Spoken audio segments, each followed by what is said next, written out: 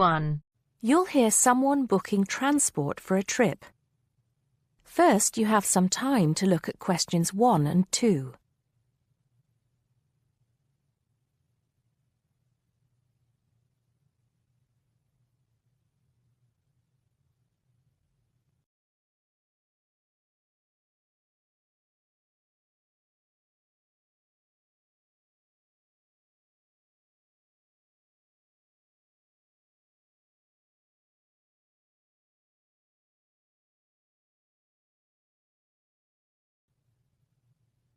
Now we shall begin. You should answer the questions as you listen because you will not hear the recording a second time. Listen carefully and answer questions 1 and 2. Good morning, Burnham Coaches. Sarah speaking. How can I help you?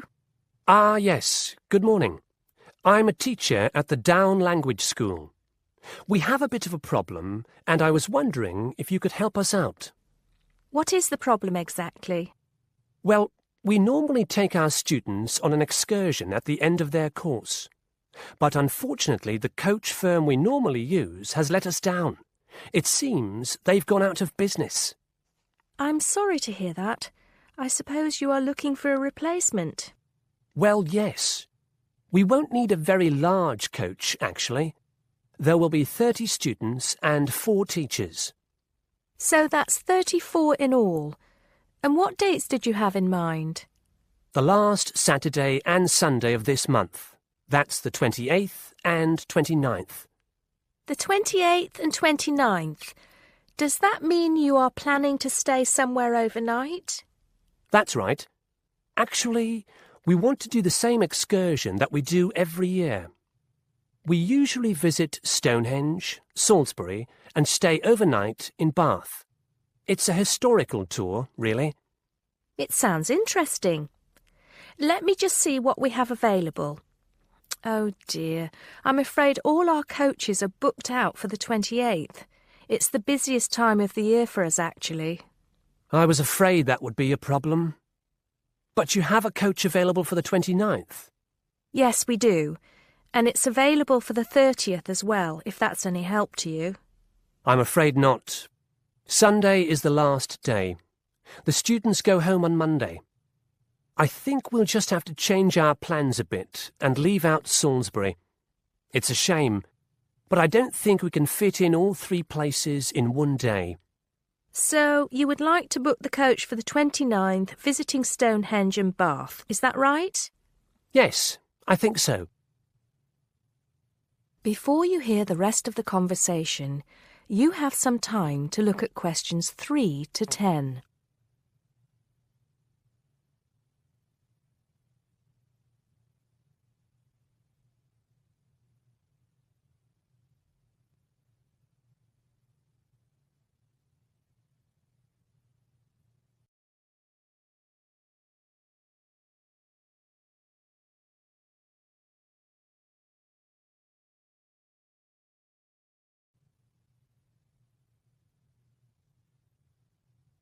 Now listen and answer questions 3 to 10. Right, I just need a few details, sir. OK. My name is Paul Scott. S-C-O-T? It's double T, actually. I'm sorry. And it's the Down Language School. Could you give me the address for that, Mr. Scott? Yes, it's Down House, Hill Street, Brighton. Do you need the postcode? No, that's not necessary, but I do need a contact number.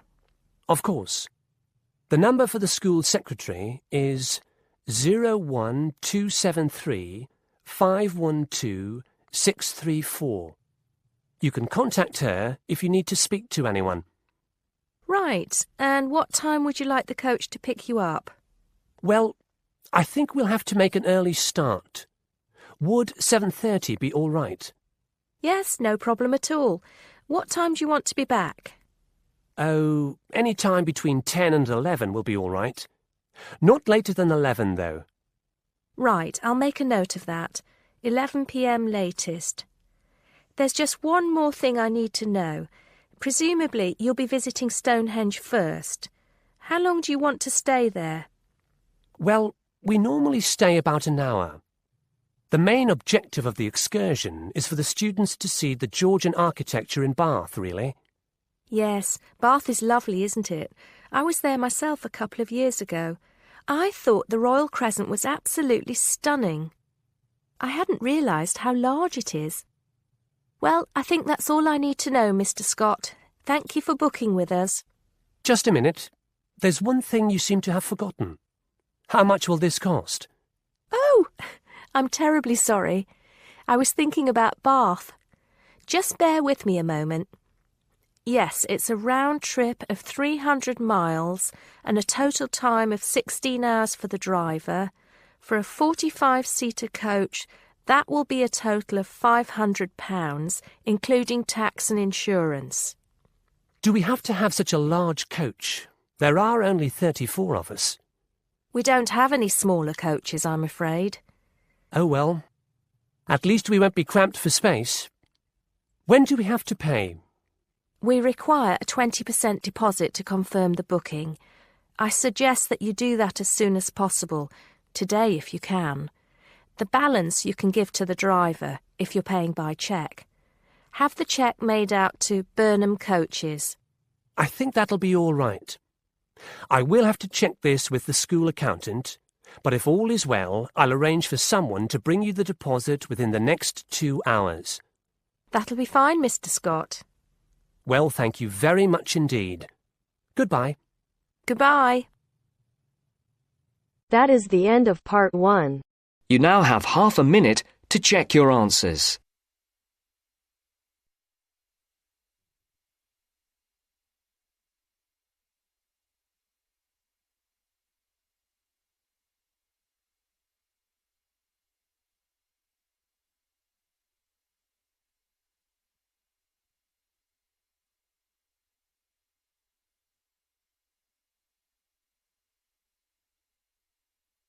Now turns to part 2. Part 2. You will hear the Overseas Student Officer talking to some new students about the arrangements for an excursion to Ironbridge. First, you have some time to look at questions 11 to 15.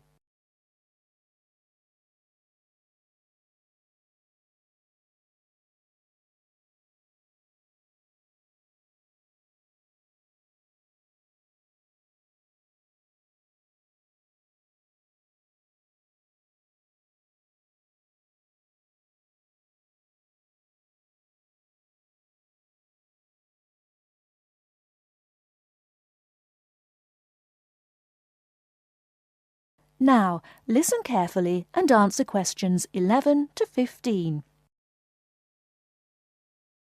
Hello everyone, my name is Pamela Sutcliffe and most of you already know that I'm the Overseas Student Officer here at Salopian Technical College. Next Tuesday, the 28th of September, we have arranged an excursion for all new students to the important historical town of Ironbridge. We are hoping you'll all come, because not only is the history of Ironbridge very important and interesting, but also an excursion like this is a relaxed and fun way to get to know each other. Ironbridge is about 55 kilometres from here, and we'll be travelling by the college bus, which holds 40 people. If there are more than that, we'll bring a couple of staff cars as well, though I might ask you to indicate on the list if you have a car and would be willing to take a couple of passengers. The list I'm referring to is up there on the student notice board, and if you would like to come on Tuesday, would you please add your name as soon as possible? By the way, could you please print your name clearly? I know some people have wonderful signatures, but often I'm afraid I can't read them, which can cause problems. So if we need extra transport and you could bring your car, can you tick the car column next to your name? Could you also add your student number and your telephone number just in case there are any last-minute changes and we have to contact you. The other information I need to give you is about lunch. There's a very nice little restaurant in Ironbridge which gives a 15% discount to the college when we bring groups. That means lunch is only about £4, and they do good vegetarian meals too, so it's usually no problem for those of you on special diets. But if you prefer to eat your own food, that's fine too, either on the bus or in the park. But I'd encourage you to try the restaurant. Now, talking of costs, I should tell you that the bus will only cost you £10, and if you bring your car, we'll pay for the petrol, so you get a free trip in return for driving there. Will you please sign up by Saturday at 6 p.m. at the latest? The list is closed after that. We will depart at 9:30 a.m. sharp on Tuesday morning, so please make sure that you arrive at least 15 minutes before so that you can find a seat and get settled on the bus. Before you hear the rest of the talk, you have some time to look at questions 16 to 20.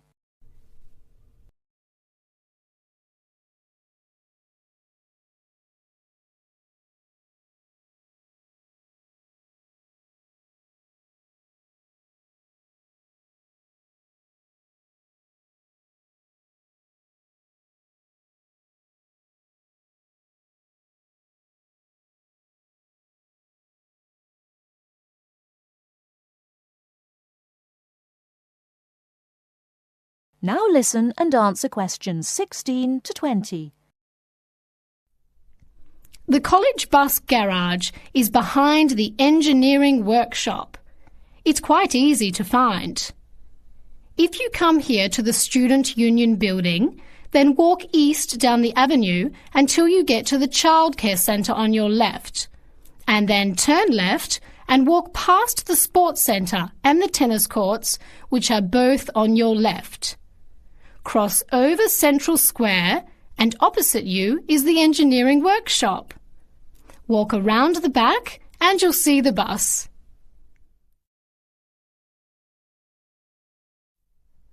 Please wear comfortable shoes, as we'll be walking around Ironbridge and be on our feet for most of the day.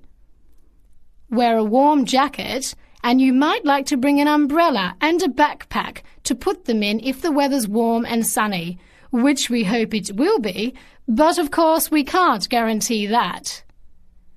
Certainly bring your cameras and any snacks or drinks for the bus journey there and back, which should take about an hour and a half each way. You should all check the notice board on Monday, and we'll also put a note in your mailbox to confirm arrangements, so don't forget to check it. Now, why are we visiting Ironbridge? Well, Iron Bridge, as the name suggests, has got the original iron bridge. That is, the first ever iron bridge in the world. It was the birthplace of the Industrial Revolution, and for 40 years it led the world, as Britain changed from an agricultural society into an industrial one. It's hard to imagine today that this pretty, sleepy little tourist town was one of the most important places in England for over a century. Just imagine, 200 years ago, people from all over Europe and even North America came to Ironbridge to learn about what was then the latest technology. Today it is listed as a World Heritage Site by the United Nations, as they consider the unique collection of industrial monuments, rank it alongside the Grand Canyon, the pyramids, and the Great Barrier Reef. One place that's fun to visit is Blist Hill, which is a reconstruction of a small Victorian industrial town where people are working and living as they did 100 years ago. I hope you'll enjoy the day. It's been a very popular excursion in previous years, so I'm looking forward to going again next Tuesday. Now don't forget to put your name on the list as soon as possible. That is the end of part 2. You now have half a minute to check your answers.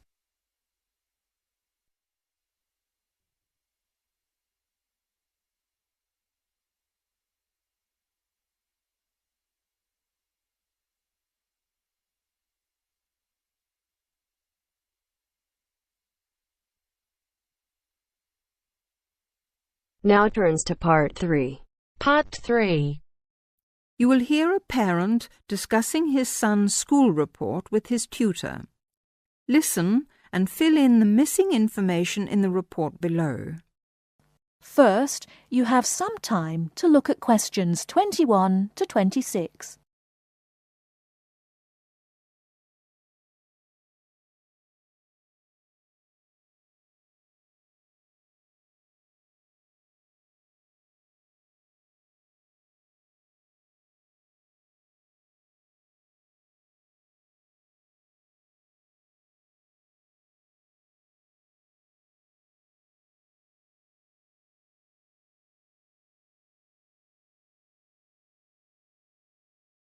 Now listen carefully and answer questions 21 to 26.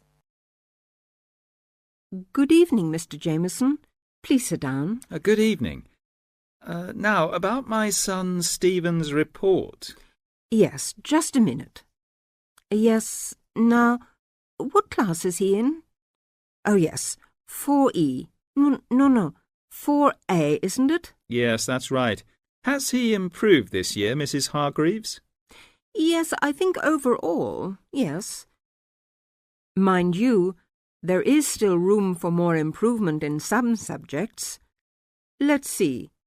Maths. Well, the major problem here seems to be his algebra. Apart from that, he's doing much better. Could you help him with this, Mr. Jameson? Well, to be honest, it wasn't really my best subject at school either.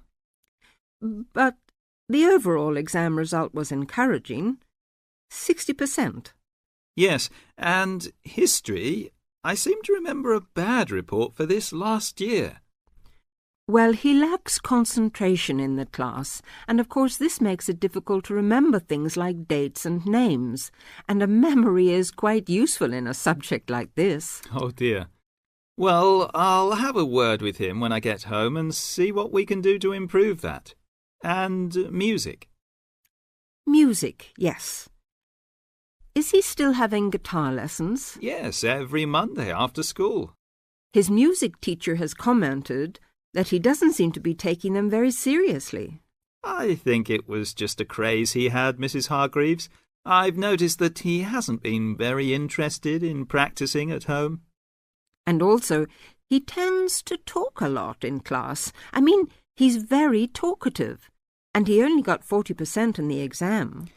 Well, nobody in our family is very musical, so I don't expect him to do very well. Before you hear the rest of the talk, you have some time to look at questions 27 to 30.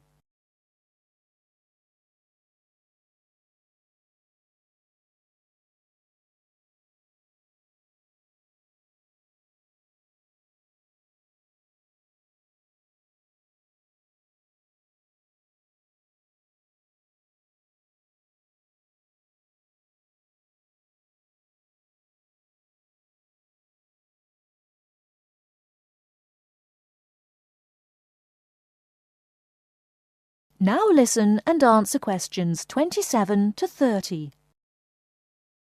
Looking at his geography result, though, there has been considerable improvement, 64%. Yes, I remember him working at home a lot for some sort of project or something on... now, where was it? India, I think. No, on China. Yes.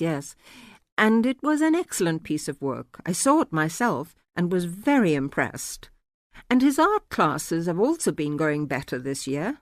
Yes, he became very interested in pop art after the school and went to the local art gallery to see the pictures there. His bedroom wall is covered with posters from the shop. Yes, and 58% is not bad for his exam result, considering how low it was last year. And now French.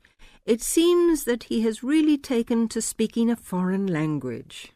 We hoped he would, because it's important to know another language these days, isn't it? Yes, quite. That's why we paid for him to go to France last Easter, so he could practice more. Well, it seems to have done the trick. 80% is a very good mark. Now, Mrs. Hargreaves, I'd just like to ask you one more thing about... That is the end of part 3. You now have half a minute to check your answers.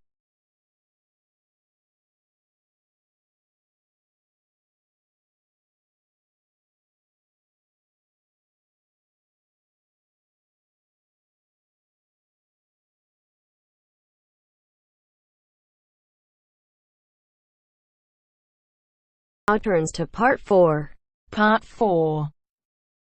You will hear a postgraduate psychology student talking to other students about a job satisfaction study he has investigated. Before you listen, you have some time to look at questions 31 to 40.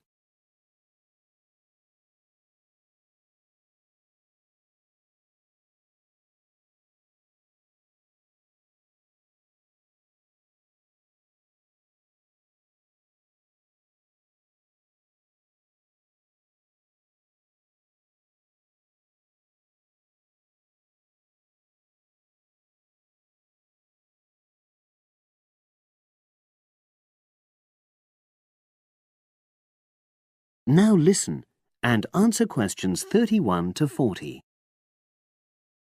Good morning, everyone. For my presentation today, I'm going to report on an assignment that I did recently. My brief was to analyze the methods used in a small study about job satisfaction, and then to make recommendations for future studies of a similar kind. The study that I looked at had investigated the relationship between differences in gender and differences in working hours and levels of job satisfaction amongst workers. For this purpose, employees at a call center had been asked to complete a questionnaire about their work. I'll summarize the findings of that study briefly now.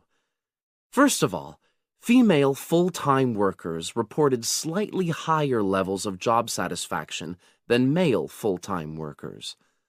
Secondly, female part-time workers reported slightly higher levels of satisfaction than female full-time ones did. On the other hand, male part-time workers experienced slightly less job satisfaction than male full-time workers. But although these results seemed interesting and capable of being explained, perhaps the most important thing to mention here is that in statistical terms, they were inconclusive.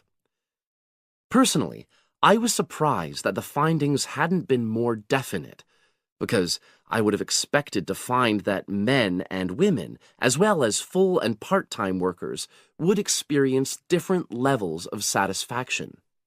So I then looked more carefully at the methodology employed by the researchers to see where there may have been problems. This is what I found. First of all, the size of the sample was probably too small. The overall total of workers who took part in the survey was 223, which sounds quite a lot, but they had to be divided up into subgroups.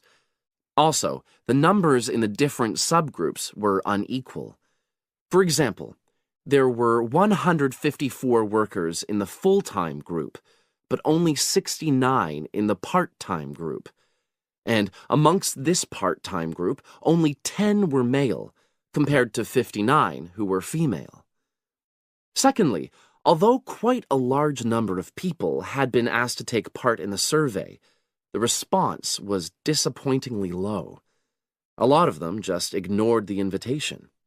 And workers who did respond may have differed in important respects from those who didn't. Thirdly, as the questionnaires had been posted to the call center for distribution, the researchers had had very limited control over the conditions in which participants completed them. For instance, their responses to questions may have been influenced by the views of their colleagues. All these problems may have biased the results. In the last part of my assignment, I made recommendations for a similar study, attempting to remove the problems that I've just mentioned. Firstly, a much larger sample should be targeted, and care should be taken to ensure that equal numbers of both genders and both full and part-time workers are surveyed. Secondly, the researchers should ensure that they are present to administer the questionnaires to the workers themselves. And should they require the workers to complete the questionnaire under supervised conditions so that the possibility of influence from other colleagues is eliminated. Finally, as workers may be unwilling to provide details of their job satisfaction when they are on work premises, it's important that the researchers reassure them that their responses will remain confidential, and also that they have the right to withdraw from the study at any time if they want to. By taking measures like these, the reliability of the responses to the questionnaires is likely to be increased, and any comparisons that are made are likely to be more valid. So, that was a summary of my assignment. Does anyone have any questions? That is the end of part 4. You now have half a minute to check your answers.